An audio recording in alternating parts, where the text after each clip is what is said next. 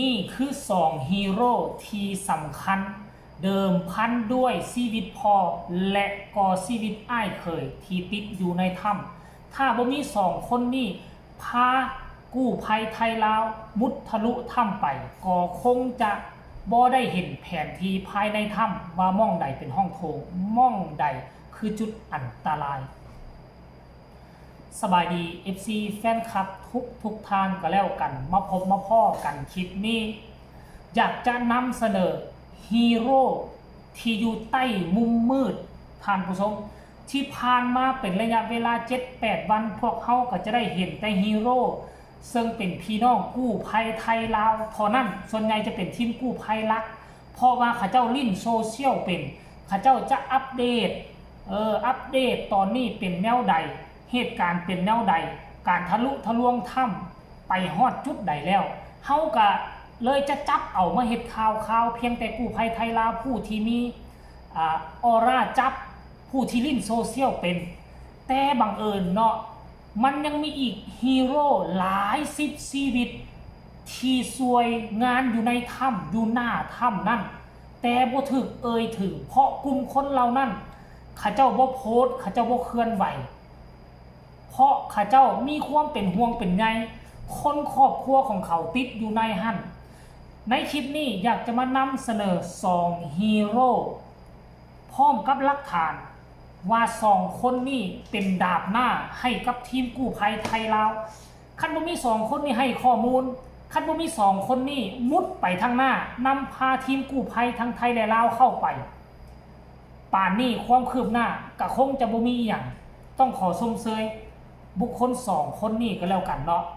มีฮอดซื้อฮอดเสียงเฮียงน้ำเดี๋ยวค่อยจะมาอ่านมาบอกว่าเขาเป็นคนบ้านใดเมืองใดแขวงใดเนาะเป็นอย่างข้าเจ้าจึงมาเดี๋ยวจะมาลงลึกให้ทุกคนฟังดังที่ทุกคนเห็นอยู่ในรูปท่านผู้ชมเห็นอยู่ในรูปนี่อันนี้คือผู้ที่สำคัญที่สุดแม้กระทั่งทีมงานกู้ภัยทั้งไทยและลาวก็ต้องขอให้ข้าเจ้าช่วยเพราะ2คนนี้ข้าเจ้าสิ้นเคยกับถ้ำแห่งนี้เคยเข้าไปหลายครั้งแล้วและที่สำคัญคือเกิดอุบัติเหตุครั้งนี้นี่คนหนึ่งเดิมพันด้วยชีวิตพอคนหนึ่งเดิมพันด้วยชีวิตอ้ายเคย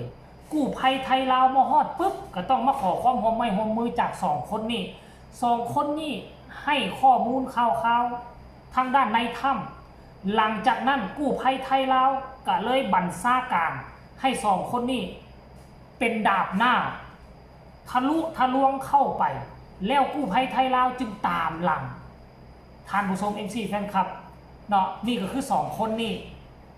แล้วข้าเจ้าซื้อว่าจังไดเนี่ย2คนนี้คือฮีโร่ว่าซั่นเด้ของเฮาเป็นคนที่นำพาพวกเฮากู้ภัยนำเส้นทางไปยังจุดถ้ำต่างๆซึ่งน้อง2คน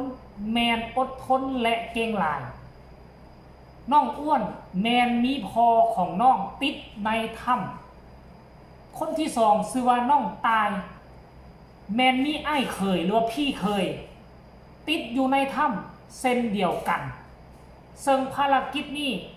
จะคืบหน้าบ่ได้ถ้าบ่มี2คนนี้ให้ข้อมูลและนำพาตั้งแต่มือทำอิฐจนฮอดมือที่8ท่านผู้ชมแล้วก็มีหลักฐานอีกหลักฐานหนึ่งเห็นบ่นี่หลักฐานตอนไอปอนกำลังสั่งการให้น้องอ้วนอันนี้น่าจะเป็นคันบ่เป็นน้องอ้วนก็น่าจะเป็นน้องตายนี่กำลังเมื่อคืนนี่สดๆเลยไอปอนกำลังสั่งให้นำเอาเราเตอร์นำเอากล้อง Wi-Fi เข้าไปติดตั้งเนี่ยท่านผู้ชม FC แฟนคลับอันนี้คือฮีโร่ที่ยังบ่ทันมีผู้ใดได้รับได้ฮู้พ่อป่านใดเนาะท่านผู้ชมกระดังที่เพจนี่เพิ่นเว้าหั่นแหละคันบ่มี2คนนี้แล้วมันกู้ภัยไทยลาวก็มึนตึ๊บมึนบ่ฮู้ได้มันต้องหาคนที่ให้ข้อมูลได้หาคนที่เคยเข้าไปสิ้นเคยกับถ้ำแล้วก็เป็น2คนนี่แหละเขาเจ้านี่เป็นคนพื้นที่เป็นคนบ้านพันไซเมืองร่องแจ้งแขวงไซสมบูรณ์ทั้งกู้ภัยเพิ่นก็ออกมาโพสต์ว่าขั้นกรณีบ่มี2คนนี้กู้ภัยไทยลาวมึนตึ๊บ ท่านผู้ชมและนอกจาก2คนนี้ยังมีอีกโททุกคนเลยยังมีอีกเป็น10คนที่ยังบ่ทันเปิดเผยเดี๋ยวค่อยก็จะไปซอกซองหาข้อมูลเกี่ยวกับบรรดาฮีโร่ผู้ที่อยู่เบื้องหลังได้ครบจุดเด่นมีผู้ใดแน่แล้วค่อยก็สิมานำเสนออีกครั้งนึงแต่ว่าสำหรับภารกิจมื้อนี้ทุกคนเลยก็ถือว่ายากหลังจากเที่ยงคืนเมื่อวานนี่ฝนตกอึกระทึกคึกโคมมาฮอดมื้อเช้านี้ยังฝนตกปล่อยๆขั้นฝนตกแสดงว่าน้ำในถ้ำเพิ่มขึ้นจากจุดเดิมที่พวกเขาเคลียร์รอดไปได้ตื่นเช้ามาอาจจะเจอน้ำเต็มขังก็เป็นไปได้ก็เลยเฮ็ดให้มื้อเช้านี่ก่อนจะเข้าไปทำภารกิจทางทีมงานกู้ภัยไทยลาวและรวมถึง2น้องตายน้องอ้วนนี่พากันจุดธูปจุดเทียนกราบไหว้ขอพรสิ่งศักดิ์สิทธิ์เพราะว่าถ้ำนี้มีชื่อว่าถ้ำพระเจ้า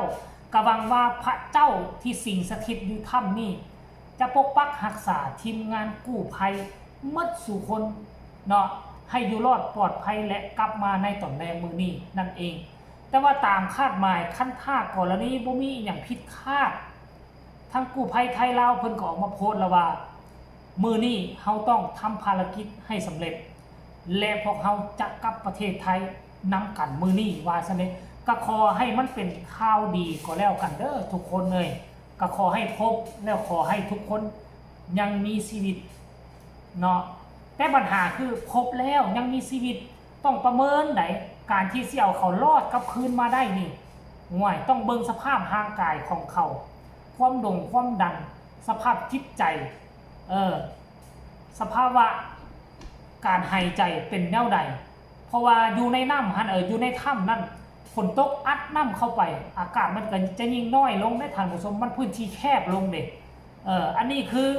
เรื่องราวข้อมูลข่าวสาร2ฮีโร่ผู้เป็นด่านหน้าให้กับกู้ภัยไทยลาวคันถ้าบ่มี2คนนี้การทำงานของกู้ภัยทั้งไทยและลาวคงจะบ่ราบรื่นมาถึงจุดนี้ได้เนาะท่านผู้ชมสำหรับคลิปนี้ก็ขอให้ทุกคนกดไลค์กดแชร์กดติดตามไปที่สำคัญจะกดข้ามโฆษณาแชร์ไปหลายๆให้ทุกคนได้รับได้ฮู้ทั่วโลกว่าปัจจุบันนี้มีจุดหนึ่งของโลกกำลังต้องการกำลังใจต้องการความช่วยเหลือมี7ชีวิตกำลังคองคอยให้ทุกคนทั้งด้านนอกเข้าไปช่วยเหลือและกอบกู้เอาเขาออกมาสุดท้ายนี้ผู้ใดอยากฝากคำคิดคำเห็นอยากส่งกำลังแห่งใจ